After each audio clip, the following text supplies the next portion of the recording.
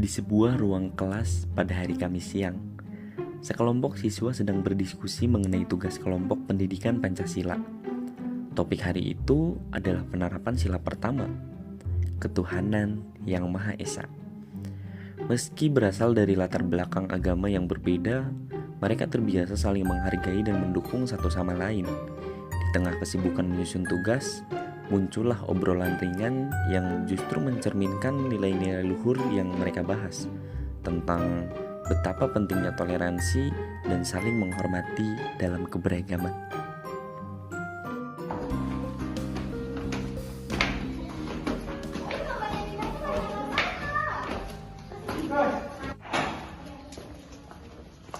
Teman-teman, besok aku izin ya mau berangkat lebih awal karena besok ada acara tasyakuran di rumah. Wah iya, silakan banget. Nanti kalau butuh bantuan tugas kelompok, hubungin aku aja. Aduh, hari Minggu saya nggak bisa ikut kumpul kelompok karena saya ada acara keagamaan di Pura. Semua kalian tahu ya. Santai aja kok. Kita juga saling menghargai, ini juga udah kompak walau beda agama.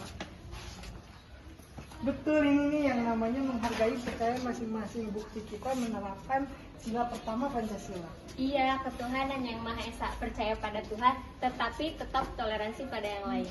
Nah, betul juga itu. Meskipun kita berbeda, tapi kita tetap berjua. Mari saling menghargai, tidak mencela, menghina, atau menjelekkan agama dan kepercayaan orang lain. Dan mari saling menjaga kerukunan antar umat beragama di lingkungan masyarakat kita. Di sebuah kampus ternama, 5 orang mahasiswa sedang berkumpul di kelas setelah pembelajaran mereka selesai. Mereka melihat seorang mahasiswa baru yang sering menyendiri dan terlihat murung. Diskusi mereka pun berubah, bukan lagi soal PR atau pelajaran yang tadi dipelajari, melainkan tentang perlakuan memperlakukan sesama manusia dengan adil dan beradab, apapun latar belakangnya. Kalian sadar gak sih anak baru yang duduk di belakang sendiri itu kayaknya dari kemarin selalu sendiri deh? Iya, aku lihat juga begitu. Namanya Dina ya? Katanya sih dia pindahan dari luar kota. Kemungkinan dia masih belum punya teman. Ajak gabung aja yuk pas istirahat nanti. Kasihan kalau misalkan terus-menerus sendiri. Kita harus bikin dia merasa diterima. Tidak adil kalau dia dijauhin hanya karena dia pendiam dan gaya lain. Ini salah satu bentuk kemanusiaan yang adil dan beradab loh. Kita nggak boleh pilih-pilih dalam berteman. Nanti pas istirahat kita ajak ngobrol dia. Siapa tahu dia cuma butuh teman ngobrol doang. Yuk, nggak perlu nunggu besok. Hari ini juga bisa. Mari saling menghormati tanpa membeda-bedakan, menolak kekerasan, perundungan, serta diskriminasi. Terapkan sikap kepada semua orang dengan sopan dan beradab. Dan menegakkan keadilan bagi siapapun yang mengalami ketidakadilan. 7 mahasiswa dari berbagai latar belakang yang berbeda sedang mempersiapkan pertunjukan seni budaya untuk Hari Kemerdekaan. Awalnya sempat terjadi perbedaan pendapat soal lagu daerah dan pakaian adat yang akan ditampilkan. Namun, mereka segera menyadari bahwa tujuan mereka adalah menunjukkan keberagaman sebagai kekuatan bangsa di dalam makna persatuan Indonesia. Kita udah dekat hari H, tapi belum siap nih.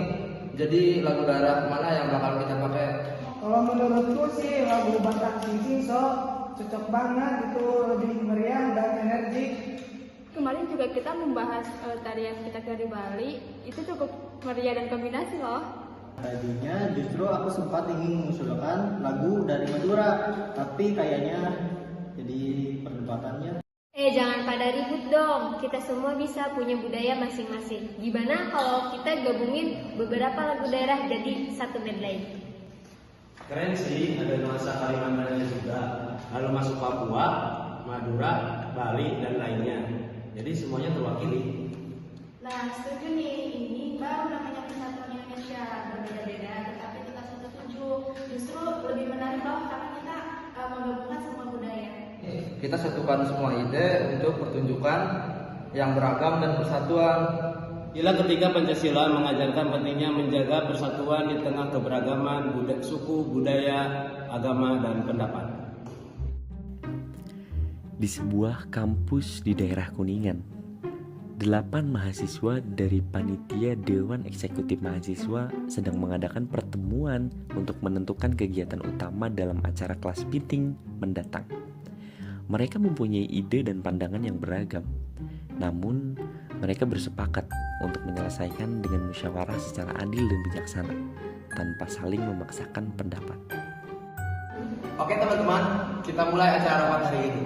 Agenda utama memilih salah satu kegiatan unggulan untuk acara class meeting. Jadi untuk teman-teman keluarkan ide kalian masing-masing ya. Lomba futsal selalu ramai dan banyak diminati oleh mahasiswa. Kalau kata aku sih lebih baik lomba debat, sekalian kita melatih berpikir kritis. Aku dukung aja sih, soalnya kalau futsal pasti seru dan banyak diminati. Tapi kalau tiap tahun futsal kayaknya kurang variasi. Kan kalau tahun ini kita coba main seperti lomba drama atau pentas nih. Gimana kalau kita adakan voting terlebih dahulu dan kita nilai mana kekurangannya dan mana manfaatnya. Setuju. Kita harus mengambil keputusan berdasarkan musyawarah, bukan mengikuti siapa yang paling unggul.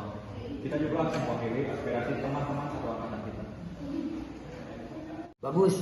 Kita semua sedang menerapkan sila keempat Pancasila. Kita tampung semua ide dan kita pilih ide mana yang paling bagus. Dan di akhir kita semua harus menerima pendapat mana yang nanti akan kita terima. Dan kita semua harus menerima dengan lapang dada. Dan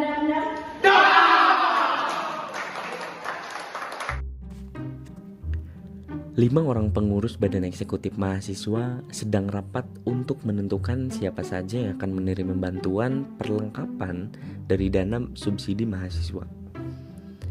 Mereka diminta untuk menyusun daftar secara adil berdasarkan kondisi ekonomi dan kebutuhan mahasiswa tersebut. Diskusi pun berlangsung dengan penuh semangat keadilan agar semua mahasiswa yang benar-benar membutuhkan dapat terbantu. Oke teman-teman, kita harus menentukan 20 siswa yang akan menerima bantuan perlengkapan sekolah. Tapi ingat, ini harus adil dan objektif ya. Kita prioritaskan orang yang sudah terdaftar sebagai penerima KIP atau orang yang memang kurang mampu. Yuk kita lihat dulu siapa yang benar-benar butuh. Misalnya sepatunya rusak, tasnya robek, walaupun gak punya KIP. Nah, kemarin juga aku lihat ada beberapa mahasiswa yang memang nggak mendapatkan bantuan. Tapi kondisinya itu sedikit memprihatinkan. Nah, jadi hal ini juga harus kita dipertimbangkan. Ini penting, jangan sampai bantuan itu jatuh kepada orang yang sebenarnya memang masih mampu, sedangkan orang yang belum mampu itu terabaikan. Nah, ini namanya kita menjalankan sila kelima Pancasila, keadilan sosial bagi seluruh rakyat Indonesia. Semua siswa berhak mendapatkan perlakuan adil tanpa diskriminasi. Jadi gimana kita data ulang berdasarkan observasi guru dan wali kelas, lalu buat daftar final berdasarkan kriteria kebutuhan? Yuk, kita diskusikan baik-baik, lalu kita buat keputusan yang bisa dipertanggungjawabkan, bukan asal pilih. Enggak? Setuju? Setuju gak? Sila kelima menekankan pentingnya keadilan yang merata bagi semua warga tanpa membeda-bedakan latar belakang. Dalam kehidupan sehari-hari, keadilan sosial diwujudkan dengan memperhatikan hak dan kebutuhan semua pihak secara seimbang, serta menempatkan kepentingan bersama di atas kepentingan pribadi atau golongan.